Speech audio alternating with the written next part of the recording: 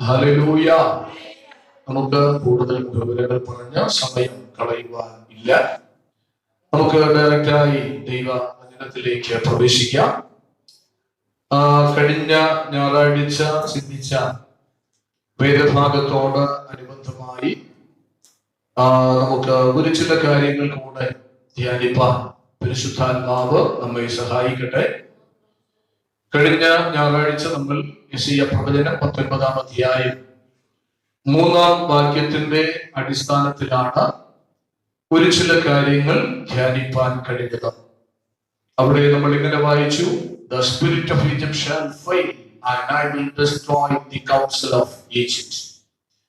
എന്ന് പറഞ്ഞാൽ ഞാൻ ഈജിപ്തിന്റെ മിസ്രയീമിന്റെ ആത്മാവിനെ എന്ത് ചെയ്യും? പരാജയപ്പെടുത്തും. അവന്റെ ആലോചനയെ ഞാൻ തകർത്ത് കളയും എന്നാണ് നമ്മൾ അവിടെ വായിച്ചത്. Price the Lord. അതിൽ പ്രധാനമായി എന്താണ് മിസ്രയീമിന്റെ ആത്മാവ്, മിസ്രയീമിന്റെ സ്പിരിറ്റ് എന്ത് എന്നതിനെ കുറിച്ച് രണ്ട് കാര്യങ്ങൾ പ്രധാനമായി നമ്മൾ ചിന്തിച്ചു. അത് നമ്മെ വിലയ്ക്ക് വാങ്ങുന്ന ഒരു സ്പിരിറ്റാണ്. മറ്റൊന്ന് യോസേഫിനോടനുബന്ധമായി നമ്മൾ ധ്യാനിച്ചത് അവന്റെ ശരീരത്തെയും മനസ്സിനെയും കോമളത്വത്തെയും വശീകരിക്കുവാൻ ആഗ്രഹിക്കുന്ന ഒരു സ്പിരിറ്റാണ് മിസ്രയീമിയ സ്പിരിറ്റ്. Praise the Lord. ഇന്ന് പകലിൽ മറ്റൊരു വേദഭാഗം കൂടെ വായിക്കാം. അതിനോട് ചേർന്ന് തന്നെ ഉൽപ്പത്തി പുസ്തകം 45-ാം അധ്യായം അതിന്റെ 32-ാമത്തെ വാക്യം. ഉൽപ്പത്തി പുസ്തകം 43-ാം അധ്യായം 32-ാമത്തെ വാക്യം.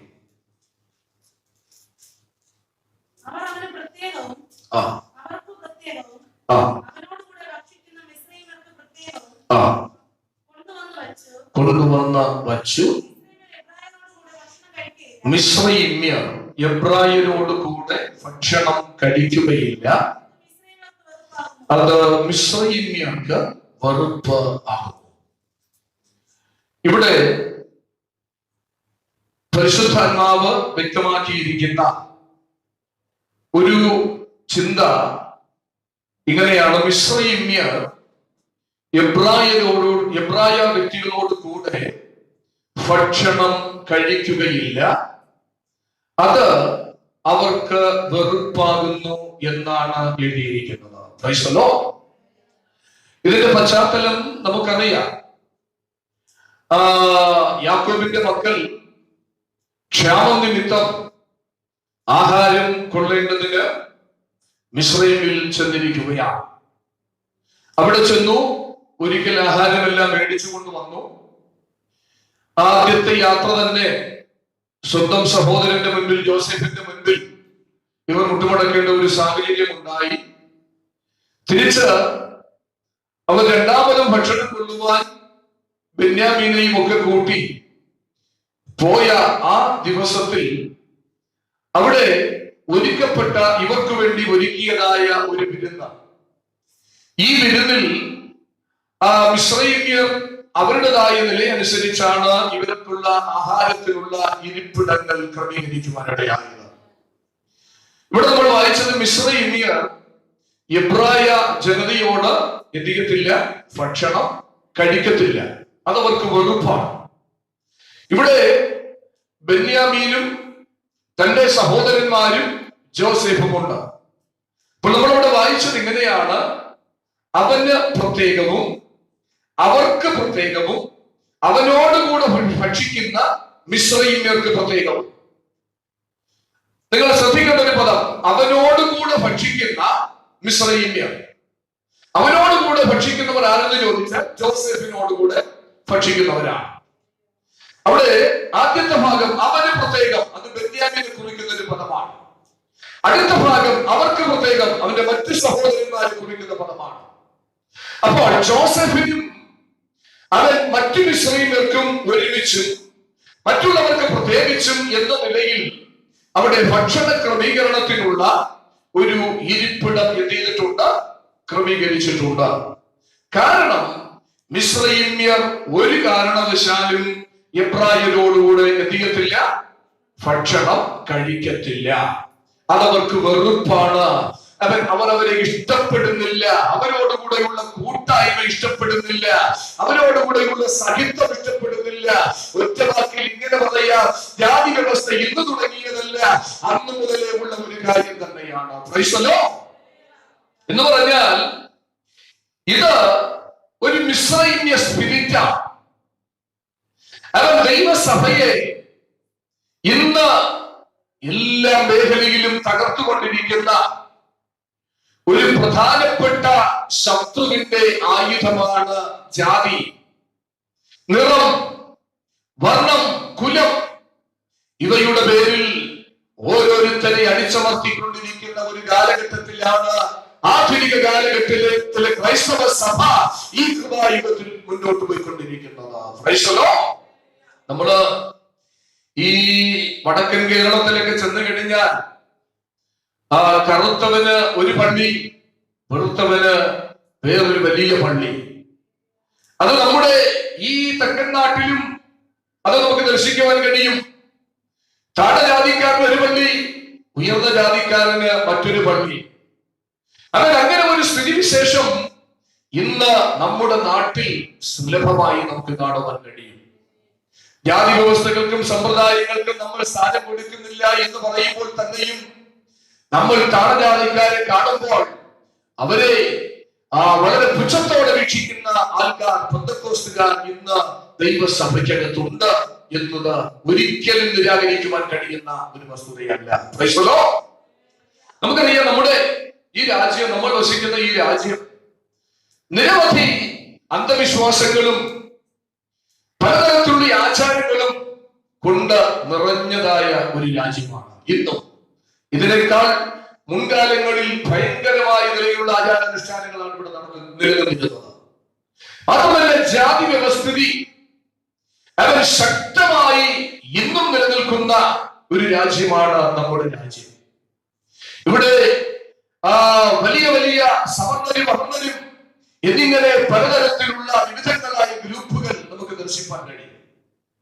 അവർ ഈ ജാതി വ്യവസ്ഥിതി അന്നും ഇന്നും നിലനിൽക്കുന്നത് കൊണ്ട് പണ്ട് കാലങ്ങളിൽ ബ്രാഹ്മണനൊരു തെറ്റ് ചെയ്താൽ അവന്റെ ശിക്ഷ എന്താണ്? ശൂദ്രനും വൈശ്യനും ക്ഷത്രിയനും തെറ്റ് ചെയ്താൽ അവന്റെ ശിക്ഷ എന്താണ്? തെറ്റ് എല്ലാ 4 പേരും ചെയ്യുന്നത് ഒന്നാണെങ്കിലും ശിക്ഷകൾക്ക് പോലും വ്യത്യാസമുണ്ടായിരുന്നു. അങ്ങനെ ഒരു കാലഘട്ടം നമ്മുടെ രാജ്യത്തിന്റെ പുറകിലോട്ടുള്ള ചരിത്രം നമ്മൾ പഠിച്ചാൽ നമുക്ക് മനസ്സിലാക്കുവാൻ കഴിയും. Price the Lord. ഒരുപക്ഷെ നിങ്ങൾക്കറിയാം, നിങ്ങൾ കേട്ടിട്ടുണ്ട്, നിങ്ങൾ മനസ്സിലാക്കിയിട്ടുണ്ട്. ഒരു ബ്രാഹ്മണൻ ഒരു തെറ്റ് ചെയ്തു എന്നിരിക്കട്ടെ. അവൻ ചെയ്ത തെറ്റ് ചിലപ്പോൾ ഒരു കൊലപാതകമാകാം, അല്ലെങ്കിൽ ഒരു വ്യഭിചാരമാകാം. എന്താ അവന് ചെയ്തതെന്നറിയാമോ? അവൻ ചെയ്ത തെറ്റിനെ അന്ന് അവന് നൽകിയിരുന്ന ശിക്ഷ എന്ന് പറയുന്നത്, ഈ തെറ്റ് ഒരു ചെറിയ ഓലയെടുത്ത് എന്ത് ചെയ്യണം? അവൻ എഴുതണം. ഈ ഓലയിൽ അവന്റെ തെറ്റ് അവൻ എഴുതണം, അവൻ ചെയ്ത തെറ്റ് എഴുതണം. അതിനുശേഷം എന്താ ചെയ്യുന്നത്? ഓല ആദ്യം മാറ്റിവെക്കും. ഇവനൊരു തുലാസിൽ എടുത്തു തൂക്കും. തുലാസിൽ എടുത്തു തൂക്കുമ്പോ ഇവൻ എത്ര കിലോ ഉണ്ടെന്ന് നോക്കും. 70 80 കിലോ ഒരുപക്ഷെ കാണും. അതിനുശേഷം ഈ തെറ്റി എഴുതിയ ഓല കൂടെ ഇവന്റെ കയ്യിലേക്ക് കൊടുക്കും. എന്നിട്ട് അവന് തുലാസിൽ എന്ത് ചെയ്യും? തൂക്കി നോക്കും. തുലാസിൽ നേരിയ വ്യത്യാസം എന്തെങ്കിലും കണ്ടാൽ ഇവൻ ആരാണ്? ഇവൻ തെറ്റുകാരനാണ്. ഞാൻ ചോദിക്കട്ടെ, ഒരു ചെറിയ ഓല പിടിച്ചുകൊണ്ട് ഒരു തുലാസിൽ നിന്നാൽ തുലാസിന് വ്യതിയാനം സംഭവിക്കുമോ? ഒരിക്കലും സംഭവിക്കത്തില്ല. ബ്രാഹ്മണന്റെ ശിക്ഷ ഇതായിരുന്നു. എന്നാൽ ക്ഷത്രിയൻ അതേ തെറ്റ് ചെയ്താൽ അവൻ എന്താ നൽകിയിരുന്നെന്ന് അറിയാമോ? ക്ഷത്രിയൻ അതേ തെറ്റ് അവൻ ആവർത്തിച്ചു കഴിഞ്ഞാൽ അവന് നൽകിയിരുന്ന ശിക്ഷ, അവൻ ബ്രാഹ്മണന്മാരിൽ 10 പേർക്കോ 100 പേർക്കോ അവർ കൽപ്പിക്കുന്നവർക്ക് ഭക്ഷണം ഉണ്ടാക്കി കൊടുക്കണം. നല്ല സുഭിക്ഷമായ രുചികരമായ ആഹാരം ഉണ്ടാക്കി കൊടുക്കണം. ഇതാണ് ക്ഷത്രിയൻ വെച്ചിരുന്ന ശിക്ഷ. Price the Lord. എന്നാല് അത് വൈശ്യൻ ചെയ്താലോ? വൈശ്യനാണെങ്കിൽ അവനെ എന്താ ചെയ്യേണ്ടതെന്ന് അറിയാമോ? അവനെ ചാട്ടവാറ് കൊണ്ട് അടിക്കണം. ആ ശിക്ഷ ശൂദ്രൻ ചെയ്താൽ എന്താണ്? ശൂദ്രൻ എന്ന് പറഞ്ഞാൽ നമ്മൾ ഇന്ന് പറയപ്പെടുന്ന നായർ സമൂഹത്തെയാണ് ശൂദ്രൻ എന്ന് വിഭാഗം ചെയ്യുന്നത്. ഈ ശൂദ്രൻ ഈ തെറ്റ് ചെയ്താൽ അവൻ എന്താ ചെയ്യേണ്ടതെന്ന് അറിയാമോ? നല്ല തിളച്ച എണ്ണ എടുത്തിട്ട് അവന്റെ കൈ ആ എണ്ണയിലേക്ക് മുക്കും. ഇപ്പൊ കൈ പൊള്ളുന്നു എങ്കിൽ അവൻ ആരാണ്? അവൻ തെറ്റുകാരനാണ്. കൈ പൊള്ളിയില്ലെങ്കിൽ അവൻ ആരല്ല? തെറ്റുകാരൻ അല്ല. ഈ ബ്രാഹ്മണനെ കൊണ്ട് നീ തിളച്ച എണ്ണയിൽ മുക്കിയാൽ എങ്ങനെയിരിക്കും? കൈ പൊള്ളുവോ? അപ്പൊ ഇങ്ങനെ ഒരു സിസ്റ്റമാണ് നമ്മുടെ രാജ്യത്ത് എന്ത് ചെയ്തിരുന്നത്? നിലനിന്നിരുന്നത്. അത് ഇന്ന് ദൈവസഭയിലും ഒരു പരിധിയോളം ദൈവസഭയെ ദുർബലപ്പെടുത്തുവാൻ അതിശക്തമായ നിലയിൽ ഈ വ്യാപാരം മുഖാന്തരം ഇടയായിട്ടുണ്ട്. പല സഭകൾ തകർക്കപ്പെടുന്നതിന് ഈ മിശ്രൈമ്യ ശക്തി പരിശ്രമിച്ചിട്ടുണ്ട്. Praise the Lord. നമുക്കറിയാം അവൻ നമ്മൾ ആരാണ് എന്നും നമ്മൾ എന്തിനാണ് ദൈവാലയത്തിൽ വന്നു എന്നുമുള്ള കാര്യം നമുക്കറിയാം. നമ്മൾ രക്ഷിക്കപ്പെട്ടതിന് ശേഷം, നമ്മൾ സ്നാനപ്പെട്ടതിന് ശേഷം, പരിശുദ്ധാത്മാഭിഷേകം പ്രാപിച്ചതിന് ശേഷം അവൻ നമ്മുടെ ജീവിതത്തിൽ അത്തരത്തിലുള്ള ചിന്തകൾ വരുന്നു എങ്കിൽ നമ്മൾ മനസ്സിലാക്കണം, മിശ്രൈമിന്റെ സ്പിരിറ്റ് നമ്മിൽ എന്ത് ചെയ്യുന്നുണ്ട്? വ്യാപരിക്കുന്നുണ്ട്. നമ്മൾ മാനസാന്തരപ്പെടണം. അവയെ കുതറിക്കളയുവാൻ ഇടയാകണം. നമ്മള് ആലയത്തിൽ ചെല്ലുമ്പോൾ അല്ലെങ്കിൽ കർത്തൃമേശയ്ക്ക് ഇരിക്കുമ്പോൾ ഒരു ബ്രെഡിൽ നിന്ന് കഴിക്കുന്നവരാണ്, ഒരു പാനപാത്രത്തിൽ നിന്ന് കുടിക്കുന്നവരാണ്. പുരോഹിതൻ എങ്ങനെയാണ് ആ പാനപാത്രത്തെയും അപ്പത്തെയും എടുക്കുന്നത്? അവൻ ഞാൻ കർത്താവിനെ പ്രാപിച്ചു, നിങ്ങൾക്ക് ഏൽപ്പിച്ചു തരുന്നത് എന്തെന്നാൽ കർത്താവായ യേശുവിനെ കാണിച്ചു കൊടുത്ത രാത്രിയിൽ അപ്പമെടുത്ത് സ്തോത്രം തന്നെ നുറുക്കിയിരുന്നു, നിങ്ങൾക്ക് വേണ്ടിയുള്ള എന്റെ ശരീരം എന്റെ ഓർമ്മയ്ക്കായി ചെയ്തി. നാം നുറുക്കുന്ന അപ്പം ക്രിസ്തുവിന്റെ ശരീരത്തിന്റെ കൂട്ടായ്മയല്ലയോ? അവരപ്പം ഒന്നാകൊണ്ട് പലരായി നാം ക്രിസ്തുവിൽ ഒരു ശരീരമാകുന്നു എന്ന് പറഞ്ഞ് നുറുക്കി അപ്പത്തെ അവൻ പാനപാത്രത്തെയും അതുപോലെ അനുഗ്രഹിച്ചു തരുമ്പോൾ ഇത് ഒന്നാകുന്നു എന്ന് പറഞ്ഞ് ഭക്ഷിക്കുകയും പുറത്തു വരുമ്പോൾ നേർവിപരീതമായി പ്രവർത്തിക്കുകയും ചെയ്യുന്ന ഒരു സ്വഭാവ സവിശേഷതയാണ് ഇന്നത്തെ കാലഘട്ടത്തിൽ ദൈവസഭ അഭിമുഖീകരിച്ചുകൊണ്ടിരിക്കുന്നത്. Price the Lord. പ്രിയമുള്ളവരെ, നമ്മൾ ക്രിസ്തു മുഖാന്തരം ഒന്നാക്കപ്പെട്ടിരിക്കുകയാണ്. നമ്മുടെ ഇടയിൽ ഇത്തരത്തിലുള്ള വെറുകൾ പാടില്ല, വെറുപ്പുകൾ പാടില്ല, വിദ്വേഷങ്ങൾ പാടില്ല. അവൻ സ്തോത്രം ചെയ്യുന്നു. അവൻ ഇവിടെ ജാതി വ്യത്യാസങ്ങൾക്കോ പണ വ്യത്യാസങ്ങൾക്കോ നിറ വ്യത്യാസങ്ങൾക്കോ വർണ്ണ വ്യത്യാസങ്ങൾക്കോ ദൈവസഭയ്ക്കകത്ത് സ്ഥാനം കൊടുക്കുവാൻ പാടില്ല. അവൻ സ്തോത്രം നമ്മൾ പ്രധാനമായി എന്ന് ചിന്തിച്ച അവൻ തിരുവനന്തപുരത്തുകാരനായ ഒരു ഉപദേശി അവൻ വടക്കോട്ടിട്ടെന്നാൽ അവന് സീറ്റില്ല. അത്തരത്തിലൊരു സാഹചര്യം ഉണ്ട്. കാരണം തിരുവനന്തപുരത്തുകാരെന്ന് പറയുമ്പോൾ അവരെ വളരെ മോശമായി കാണുന്ന ഒരു പ്രവണത വടക്കൻ കേരളത്തിൽ ബന്ധുക്കോശികളുണ്ട്. അപ്പോ ഇന്നും ശക്തമായി ഈ സമ്പ്രദായം എന്ത് ചെയ്യുന്നുണ്ട്? ദൈവസഭയെ തകർത്തുകൊണ്ടിരിക്കുകയാണ്. നമുക്കറിയാം, അപ്പോസ്തല പ്രവൃത്തികളുടെ പുസ്തകം 6-ാം അധ്യായം 1 മുതലുള്ള ചില വാക്യങ്ങൾ നമ്മൾ പഠിച്ച ഇവിടെ അന്ന് ഈ വിധവമാരെ ശുശ്രൂഷിക്കുന്നില്ല എന്നൊരു പരാതി യവന ഭാഷക്കാർ എബ്രായ ഭാഷക്കാർക്കെതിരെ ഉയർത്തി. അപ്പോ അവിടെ അവരെ പരിചരിക്കേണ്ടതിന്, വിധവമാരെ ശുശ്രൂഷിക്കേണ്ടതിന് ആരെയാ തിരഞ്ഞെടുത്തെന്നറിയാമോ? ആത്മാവും സാക്ഷ്യവും നിറഞ്ഞ 7 വ്യക്തികളെ തിരഞ്ഞെടുത്തു. അതിലൊരുവനാണ് പുതിയ നിയമസഭയുടെ ആദ്യത്തെ രക്തസാക്ഷിയായി തീർന്ന സ്തെഫാനോസ്. തുടർന്ന് ഫിലിപ്പോസ്, പ്രഗലോസ്, ഇങ്ങനെ 7 പേരെ അവിടെ തിരഞ്ഞെടുത്തതായി നമ്മൾ വായിക്കുന്നു. യഥാർത്ഥത്തിൽ അവിടെ പറയപ്പെടുന്ന ആ അപ്പോസ്തല പ്രവൃത്തികളുടെ പുസ്തകം 6-ാം അധ്യായത്തിൽ പറയപ്പെടുന്ന ഈ യവനായ ഭാഷ സംസാരിക്കുന്നവരാരാ? ആ എബ്രായ യഹൂദന്മാരെ പ്രധാനമായി 2ആയിട്ട് നമുക്ക് എന്ത് ചെയ്യാം? തരംതിരിക്കാം. എബ്രായന്മാരെ, യഹൂദന്മാരെ 2ആയി തരംതിരിക്കാം. അതിൽ ഒന്ന് എബ്രായ ഭാഷ സംസാരിക്കുന്നത്, 2 ഗ്രീക്ക് ഭാഷ സംസാരിക്കുന്നത്. അപ്പൊ ഈ എബ്രായ ഭാഷ സംസാരിക്കുന്നത് അവർ എങ്ങനെയാണ് ചിന്തിക്കുന്നത്? ഞങ്ങളാണ് ആര്? ഹീറോ, ഞങ്ങളാണ് ഒറിജിനൽ യഹൂദൻ. എന്നാൽ 2 പേരും ഒറിജിനലാണ്. പക്ഷെ എന്തുകൊണ്ട് അവർ ഹീറോയായി അവർ സ്വയമായി പ്രഖ്യാപിച്ചു? ഈ യവന ഭാഷ സംസാരിക്കുന്നവർ ഏതോ സാഹചര്യത്തിൽ എന്ത് ചെയ്തു? അവരുടെ നാട് വിട്ട് മറ്റൊരു നാട്ടിൽ ചേക്കേറേണ്ട അവസരമുണ്ടായി. അവിടെ ചെന്നപ്പോ ഇവർക്ക് ഇവരുടെ ഭാഷ എന്ത് ചെയ്തു? മറന്നുപോയി. ഇവരുടെ ഭാഷ മറന്നുപോയി. അവർ അവിടെ അവിടുത്തെ ഗ്രേക്ക് ലാംഗ്വേജ് എന്ത് ചെയ്തു? അവർ പഠിച്ചു. അപ്പോൾ അതുകൊണ്ട് ഈ എബ്രായന്മാർക്ക്, എബ്രായ ഭാഷ സംസാരിക്കുന്നവർക്ക് ഗ്രീക്ക് ഭാഷ സംസാരിക്കുന്ന യഹൂദന്മാരോട് പുച്ഛമായിരുന്നു, വെറുപ്പായിരുന്നു. അപ്പോൾ നമ്മൾ മനസ്സിലാക്കണം, അന്ന് ഈ വെറുപ്പായിരുന്ന അവൻ യഹൂദഗണത്തിൽ ഉൾപ്പെട്ട അവൻ ചില വ്യക്തികളെയാണ് വേശ്യകളെ ശുശ്രൂഷയ്ക്ക് വേണ്ടി ഒരു രണ്ടാം തരം ശുശ്രൂഷ എന്ന നില ചെയ്യുവാനായിട്ട് അവരെ ഉപയോഗിക്കാനായിട്ടിടയായിരുന്നു. അപ്പോൾ ഈ വിവേചനം അവൻ ദൈവസഭയുടെ ആരംഭ കാലഘട്ടം മുതൽ തന്നെ എന്ത് ചെയ്യുന്നുണ്ട്? ഇങ്ങനെ തുടർന്നു വരികയാണ്. ഇന്ന് പകൽക്കാലം നമ്മൾ മനസ്സിലാക്കണം, അവൻ നമ്മൾ കർത്താവിന്റെ മക്കളാണ്, അവൻ ക്രിസ്തുവിന്റെ ആത്മാവാണ് നമ്മിൽ വസിക്കുന്നത്, നാം നമ്മുടെ ദൈവമായ ഏകാത്മാവാണ്. ഒരു പദമുണ്ട്, നിങ്ങൾ ദൈവത്തിന്റെ മന്ദിരമാണ്, ദൈവത്തിന്റെ ആത്മാവ് നിങ്ങളിൽ വസിക്കുന്നുണ്ട്. അവൻ അതുകൊണ്ട് ഈ മന്ദിരത്തെ നിങ്ങൾ ഒന്നുകൊണ്ട് അശുദ്ധമാക്കരുത്. നിറം കൊണ്ടോ, കുലം കൊണ്ടോ, വർണ്ണം കൊണ്ടോ, ഭാഷ കൊണ്ടോ, ലാംഗ്വേജുകൾ കൊണ്ട് അതിനെ അശുദ്ധമാക്കരുത്. ദൈവസഭയ്ക്ക് നൽകുന്ന ഒരു സന്ദേശമാണിത്. അവൻ ഇന്ന് പകൽക്കാലം എല്ലാ കാലഘട്ടത്തിലുമുള്ള ദൈവസഭ അവൻ പാലിക്കുന്ന ഒരു വിഷയമാണ്. ഇവിടെ മിസ്രയീമിൽ എന്ന് പറയുന്നത് അവൻ എബ്രായനുമായി ഭക്ഷണം കഴിക്കാറില്ല. നോക്കണം, ഞാൻ ഗ്രേസിൽ പഠിക്കുന്ന സമയത്ത്, ഹരിയാന ഗ്രേസ് മെഡിക്കൽ കോളേജിൽ പഠിക്കുന്ന സമയത്ത് അവിടെ 40-ലധികം ഭാഷകൾ പഠിക്കുന്ന വിദ്യാർത്ഥികൾ ഉണ്ടായിരുന്നു. മിസോറാം, മണിപ്പൂർ, നാഗാലാൻഡ്, അങ്ങനെ ഇന്ത്യയുടെ എല്ലാ സംസ്ഥാനങ്ങളിലും ഇന്ത്യക്ക് പുറത്തുള്ള അയൽ രാജ്യങ്ങളിൽ നിന്നുള്ള വിദ്യാർത്ഥികൾ ആ സെമിനാരിയിൽ പഠിക്കുന്നുണ്ടായി.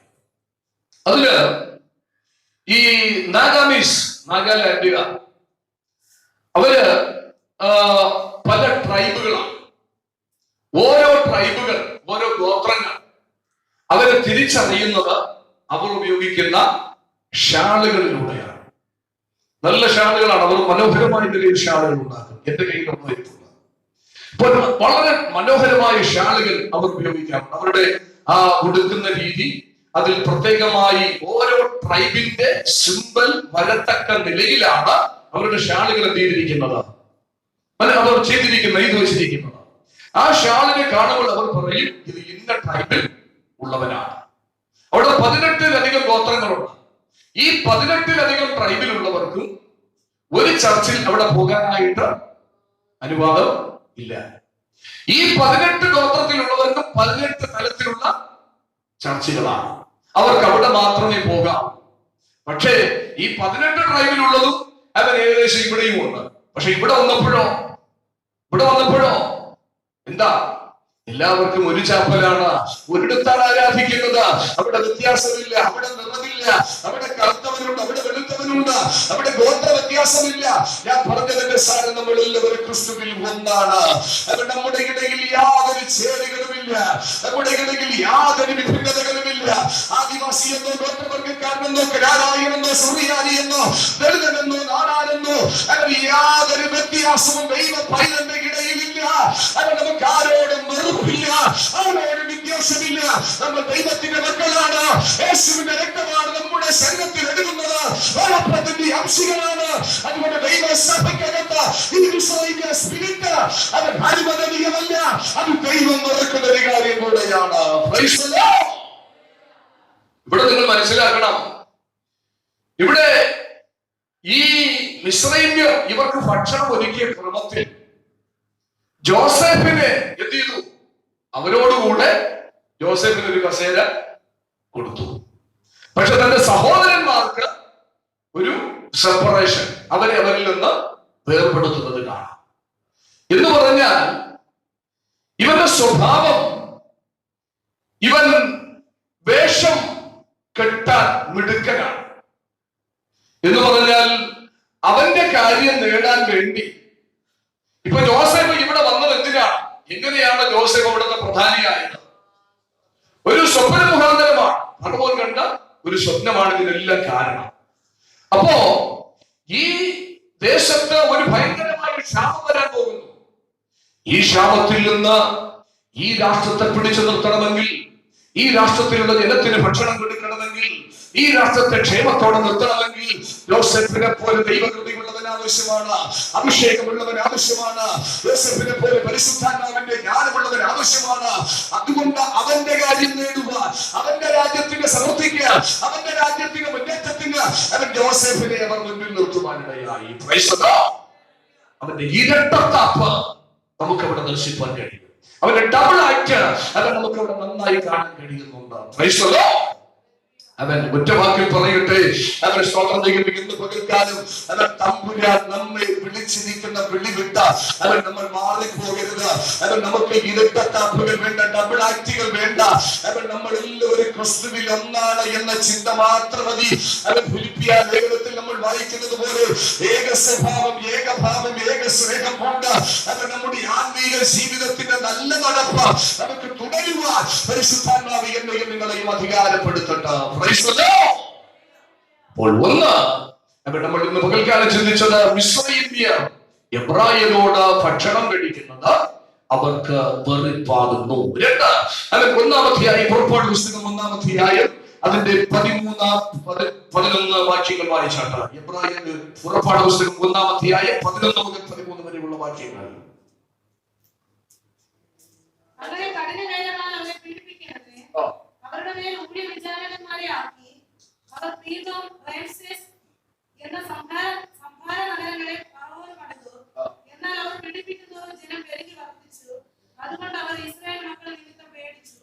ശ്രദ്ധിക്കണം, കഠിന വേലകളാൽ അവരെന്ത് ചെയ്തു? പീഡിപ്പിച്ചു. അതിന്റെ 13-ാമത്തെ വാക്യത്തിൽ മിസ്രയീമ്യർ ഇസ്രായേൽ മക്കളെ കൊണ്ട് കഠിന വേല ചെയ്യിച്ചു. കഠിന വേല ചെയ്യിക്കുന്ന ഒരു സ്പിരിറ്റാണ് മിസ്രയീമ്യ സ്പിരിറ്റ്. Praise the Lord. ദൈവമക്കളായ നമ്മുടെ ഇടയിൽ അതുണ്ടോ എന്ന് നമ്മൾ ചിന്തിക്കണം. കഠിനമായി അവൻ വേല ചെയ്യിപ്പിക്കുന്ന ഒരു വ്യാപാരം, അവൻ മറ്റുള്ളവരോട് കഠിനമായി ഇടപെടുന്ന ഒരു സ്വഭാവം. ദൈവമക്കളായി നമുക്ക് അത് പാടില്ല. അവൻ നമ്മൾ സ്നേഹത്തിലൂടെ ദൈവരാജ്യത്തെ പണിയുവാൻ നിയോഗിക്കപ്പെട്ടവരാണ്. നമ്മൾ അവരോട് അവരെ വേദനിപ്പിക്കുന്ന നിലയിൽ, അവരെ ഞെരുക്കുന്ന നിലയിൽ, അവരെ കഠിനമായ നിലയിൽ ഉപദ്രവിക്കുന്ന നിലയിൽ നമ്മുടെ ചിന്തകളോ പ്രവർത്തനങ്ങളോ സംസാരങ്ങളോ ആയിത്തീരുവാൻ പാടില്ല എന്ന ഒരു സന്ദേശം പരിശുദ്ധാത്മാവ് നമുക്ക് നൽകി തരുന്നുണ്ട്. Price the Lord. ഒരു നിമിഷം നമ്മൾ ചിന്തിക്കണം, നമ്മൾ മറ്റുള്ളവരോട് കഠിനമായി ഇടപെട്ടാൽ അതവിടെ നിൽക്കട്ടെ. അതേസമയം നമ്മൾ ഇങ്ങനെ ചിന്തിക്കണം, ദൈവം എന്നോട് കഠിനമായി ഇടപെട്ടാൽ എന്റെ സ്ഥിതി എന്തായിരിക്കും? Price the Lord. നമ്മൾ കഠിനമായി ആരോടും എന്ത് ചെയ്യരുത്? പെരുമാറരുത്. മിസ്രയീമ്യർ വളരെ കഠിനമായി ഇടപെടുന്നവരായി. അവർ കഠിന ജോലികളെ ചെയ്യിപ്പിച്ച് അവളെ വല്ലാതെ ഭാരപ്പെടുത്തി, അവരുടെ മുഖം അടിച്ചേൽപ്പിച്ചു, ജോലിയുടെ സമ്മർദ്ദത്തെ കൂട്ടി. അതൊരിക്കലും മിസ്രയീമിന് അനുഗ്രഹമല്ല. അവൻ സ്തോത്രം ചെയ്യുന്നു. നമ്മളോട് വായിക്കുന്നു, അവൻ സ്തോത്രം നമ്മൾ ഉൽപ്പത്തി പുസ്തകം 16-ാം അധ്യായം 6-ാമത്തെ വാക്യം പഠിക്കുമ്പോ ഈ സ്പിരിറ്റ് ആർക്കുണ്ടായിരുന്നു? ഈ കഠിനതയോടെ പ്രവർത്തിച്ച ഈ ആത്മാവ് നമ്മുടെ സാറയിലുണ്ടായിരുന്നു. സാറ 16-ാം അധ്യായം, ഉൽപ്പത്തി പുസ്തകം 16-ാം അധ്യായം അതിന്റെ 6-ാമത്തെ വാക്യം ഒന്ന് വായിച്ചാട്ടാ.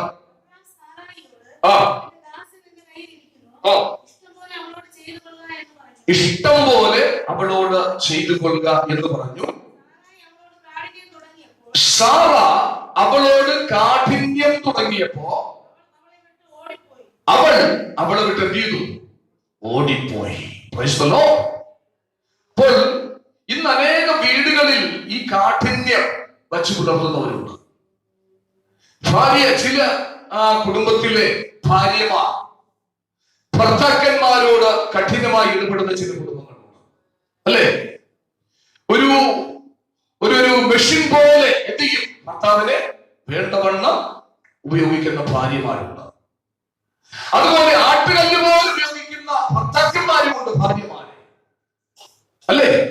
ഉണ്ട്. അപ്പോൾ വളരെ കഠിനമായി ഉപയോഗിക്കുന്ന പലരുമുണ്ട്.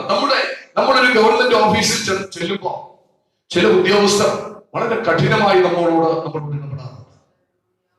ഒരു സഭയുടെ ശുശ്രൂഷകനായിരിക്കുന്ന എനിക്ക് എന്റെ മുമ്പിൽ ഇരിക്കുന്ന ജനം, അവർ ദുർബലരാകാം, സമ്പന്നരാകാം, പല തരത്തിലുള്ളവരാകാം, അവരോട് കഠിനമായി ഇടപെടുവാൻ പാടുള്ളതല്ല. Praise the Lord. അപ്പോൾ കഠിനമായി നമ്മൾ എന്ത് ചെയ്യരുത്? ഇടപെടരുത്. ദൈവം നൽകുന്ന ഉപദേശമാണ്. ഇവിടെ ഈ സാറ തന്റെ ദാസിയായ ഹാഗറിനോട് കഠിനമായി ഇടപെട്ടു. എപ്പോൾ? യഥാർത്ഥത്തിൽ അവളാണ് ഈ പ്രശ്നത്തിന് കാരണക്കാരി. അവൾ നിമിത്തം ഉണ്ടായ ആ പ്രശ്നം പരിഹരിക്കുവാൻ അവൾ ശ്രമിക്കാതെ എന്ത് ചെയ്യുന്നു? ഇപ്പോൾ അവളുടെ മുൻപിൽ അവളുടെ കണ്ണിന് എന്താണെന്ന് മനസ്സിലാക്കിയിട്ട് അവളെ പുറത്താക്കുവാനുള്ള ശ്രമം നടത്തുകയാണ്. Praise the Lord. ഹാഗറിനെ പുറത്താക്കണം. വളരെ കഠിനമായിട്ട് അവളോട് പെരുമാറുവാൻ തുടങ്ങി. അപ്പൊ പിന്നെ കഠിനത തുടങ്ങിയപ്പോ അവൻ ഹാഗറിന് അവിടെ നിൽക്കാൻ കഴിഞ്ഞില്ല. അവൻ ചിന്തിച്ചു, ഇനി ഇവിടെ വിട്ടു പോകാം. അവൻ സ്വന്തം എവിടെ? ഈ സാറയുടെ കഠിനതയുടെ മുൻപിൽ വിശ്വാസത്തിന്റെ വീരനായ അവൻ അബ്രഹാം പോലും നിസ്സഹായനായി, ഒന്നും ചെയ്യുവാൻ കഴിയാതെ, ഇതാ നിന്റെ ദാസൻ നിന്റെ മുൻപിൽ തന്നെ ഉണ്ടല്ലോ എന്ന് പറഞ്ഞ് അദ്ദേഹം മാറി നിൽക്കുന്ന ഒരു രംഗമാണ് നമ്മൾ ഇവിടെ വായിക്കുന്നത്. Praise the Lord. എന്തുകൊണ്ടാ ഇവളിൽ ഈ സ്പിരിറ്റ് വ്യാപരിച്ചത്? നമുക്കറിയാം, ഇവൾ മിസ്രയീമിൽ പോയത് കൊണ്ടാണ് സാറയിൽ ഈ സ്പിരിറ്റ് വ്യാപരിക്കുവാനായിട്ടിടയായത്. അവൻ സ്വന്തം അവിടെ ഒരുപക്ഷെ അവിടെ പോയില്ലായിരുന്നു എങ്കിൽ ഒരിക്കലും ഈ മിസ്രയീമിന്റെ വ്യാപാരം അവളെ തൊടത്തില്ലായിരുന്നു. ഇന്ന് പകൽക്കാലം ഞാൻ പറയട്ടെ, അവൻ ഇവിടെ ചെന്ന മിസ്രയീമിൽ ചെന്ന സമയത്ത് അവൻ രാജാവിന്റെ പെരുമാറ്റം കണ്ടു. അവിടെ അവൾ ഒത്തിരി ടോർച്ചറുകൾ അനുഭവിക്കുവാനായിട്ടിടയായി എന്നാണ് ഞാൻ മനസ്സിലാക്കുന്നത്. Praise the Lord. അവിടെ നിന്നപ്പോ എനിക്ക് തോന്നുന്നു രാജാവും അവിടെയുള്ള വ്യക്തികളെല്ലാം ഇവളെ വല്ലാത്ത നിലയിൽ ഇവളോട് ആദ്യം പെരുമാറിയിരുന്ന് കാണാം. അവരുടെ നിലവാരങ്ങൾ മോശമായി ഇവർ വീക്ഷിച്ചിരിക്കുക. ആ രാജാവിന്റെ കൊട്ടാരത്തിൽ ചെന്നപ്പോ എല്ലാം ഭയങ്കര സ്ട്രിക്റ്റ് ആയിരിക്കുകയും എല്ലാവരും വളരെ കഠിനമായിട്ടാണ്, ടഫായിട്ടാണ് ഇവളോട് ഇടപെടുന്നത്. അപ്പൊ ഇത് അവിടെ ചെന്നപ്പോഴാണ് ഇവളിൽ എന്ത് ചെയ്യുന്നത് സംഭവിച്ചത്? ആ സ്പിരിറ്റ് ഇവളിലേക്ക് വ്യാപരിക്കുവാൻ തുടങ്ങി. മിസ്രയീമിൽ ചെന്നതോടെ ആ ആത്മാവ് അവളിലേക്ക് കയറി. അത് അവരുടെ വീട്ടിലുണ്ടായിരുന്ന മിസ്രയീമിയ ദാസിയോട് അവനൊന്ന് കാണിക്കുവാൻ, പ്രകടിപ്പിക്കുവാനായി തുടങ്ങി. അവൻ ഇന്ന് പകൽക്കാലം പ്രിയമുള്ളവരെ, ആ സ്പിരിറ്റ് നമ്മിൽ നിന്ന് അവൻ മാറിപ്പോകണം. അവൻ കഠിനമായി ഇടപെടുന്ന, അവൻ സ്നേഹിക്കുവാൻ കഴിയാതെ, അവൻ സ്വന്തം നയപരമായി ഇടപെടുവാൻ കഴിയാതെ അവൻ കഠിനമായി ഡീൽ ചെയ്യുന്ന സ്വഭാവങ്ങൾ ഇന്ന് പകൽക്കാലം നമ്മിൽ നിന്ന് മാറ്റപ്പെടണം. ഈ പണ്ട് കാലങ്ങളില് പഴയ ആൾക്കാർ പറഞ്ഞു കേട്ടിട്ടുണ്ട്, ഈ പിള്ളേരെ അടിക്കുമ്പോ എന്ത് ചെയ്യണം? പിടിച്ചു വച്ചിട്ട് അടിക്കണം. അല്ലെങ്കിൽ എന്ത് ചെയ്യും? ഒറ്റ ഓട്ടം, ഒരെണ്ണം കിട്ടും, അതുകൊണ്ട് ഓടും, അല്ലേ? ഇപ്പൊ പിടിച്ചു വച്ചിട്ട് മക്കളെ, മോനെ ഒരു ഉമ്മ തരട്ടെ, വളരെ സ്നേഹത്തോടെ വിളിച്ച്, നയപരമായി വിളിച്ച് എന്ത് ചെയ്യണം? നന്നായിട്ട് പിടിച്ചോണം പോവാൻ. പിടിച്ചതിന് ശേഷം അവൻ ചെയ്ത തെറ്റിനെ അവനെ ബോധ്യപ്പെടുത്തി രണ്ടെണ്ണം മുട്ടിന്റെ താഴെ അങ്ങോട്ട് കൊടുത്ത പിന്നെ അവൻ എന്ത് ചെയ്തില്ല? ആ തെറ്റ് ആവർത്തിക്കത്തില്ല. അപ്പോൾ കഠിനമായി ഇടപെടേണ്ടവരല്ല ദൈവത്തിന്റെ മക്കൾ. അവൻ സ്നേഹത്തോടെ, നയപരമായി, ബുദ്ധിയോടെ, വിവേകത്തോടെ അവൻ പെരുമാറേണ്ടവരാണ് നാം ഓരോരുത്തരും. കഠിനമായി ഇടപെടണമെങ്കിൽ നമ്മൾ മനസ്സിലാക്കണം, നമ്മളിൽ വ്യാപരിക്കുന്ന സ്പിരിറ്റ്, നമ്മളിൽ വ്യാപരിക്കുന്ന ആത്മാവ്, അത് ഈജിപ്തിന്റെ ആത്മാവാണ്. അതിനുശേഷം ഇന്ന് പകൽക്കാലം അവൻ നമ്മളിൽ നിന്ന് ഉന്മൂലമായി തീരത്തുന്നു. പരിശുദ്ധാത്മാവ് ഇന്ന് പകൽക്കാലം അത് ആഗ്രഹിക്കുന്നുണ്ട്. Praise the Lord. 2-ാം അധ്യായം 11-ാമത്തെ വാക്യം കൂടെ വേഗത്തിൽ വായിച്ചാട്ടെ. പുറപ്പാട് പുസ്തകം. ആ കാലത്ത് മോശ മുതിർന്ന ശേഷം അവൻ തന്റെ സഹോദരന്മാരുടെ അടുക്കൽ ചെന്നു. അവരുടെ ഭാരമുള്ള വേല നോക്കി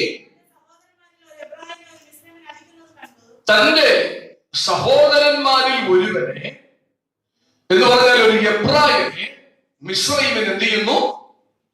അടിക്കുന്നു. അപ്പോ മൂന്നാമത്തെ ചിന്ത, മിസ്രയീമ്യൻ എന്ന് പറയുന്നവൻ ആരാണ്? എബ്രായനെ അടിക്കുന്നവനാണ്, എബ്രായനെ ഉപദ്രവിക്കുന്നവനാണ്. അവൻ ദൈവ പൈതലിനെ ഉപദ്രവിക്കുന്നവനാണ്. ആരാ? തല്ലുന്നവനാണ്. അതെ, മിസ്രയീമ്യൻ. ശ്രദ്ധിച്ചിരിക്കണം. അപ്പൊ അടിക്കുന്ന സ്പിരിറ്റ് എവിടുത്തെ സ്പിരിറ്റാ? മിസ്രയീമ്യ സ്പിരിറ്റാ. നമ്മുടെ ഏതെങ്കിലും വീട്ടിലുണ്ടോ എന്ന് നമ്മൾ പരിശോധിക്കണം.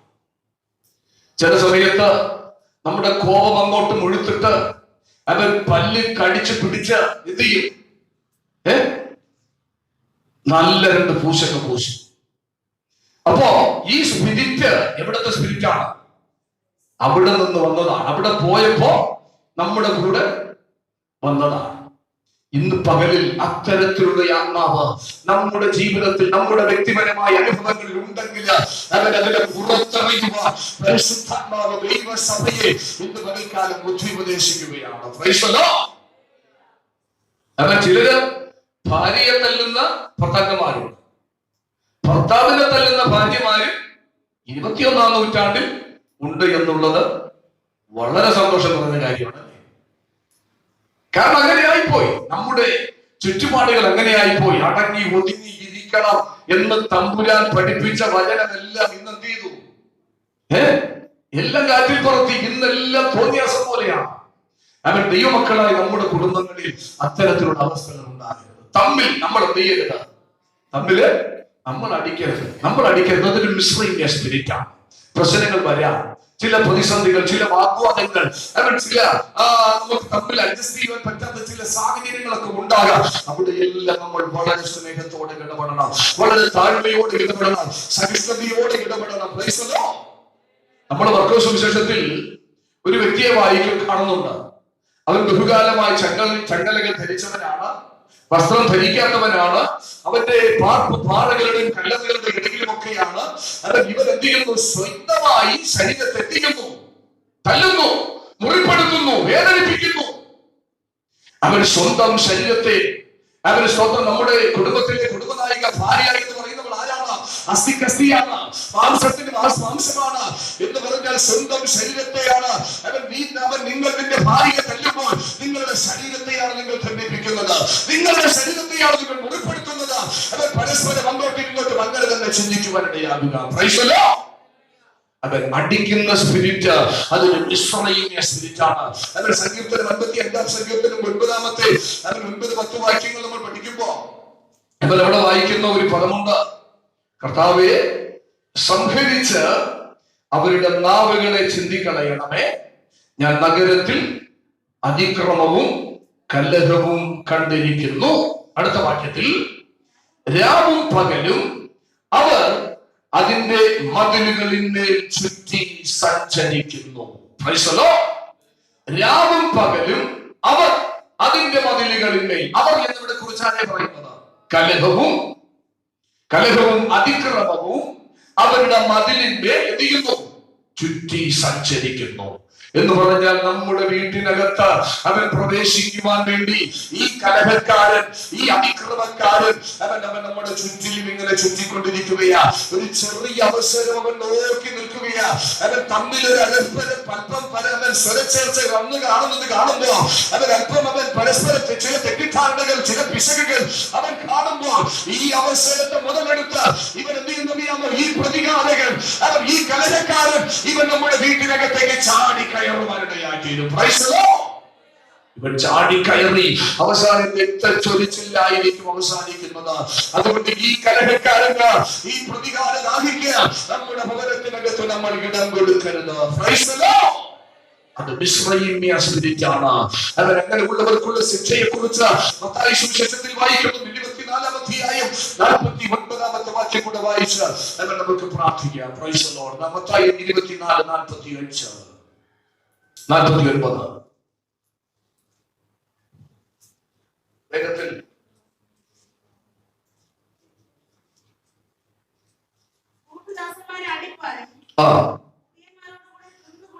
കൂട്ടുദാസന്മാരെ അടിക്കുകയും കുടിയന്മാരോടുകൂടെ തിന്നു കുടിക്കുകയും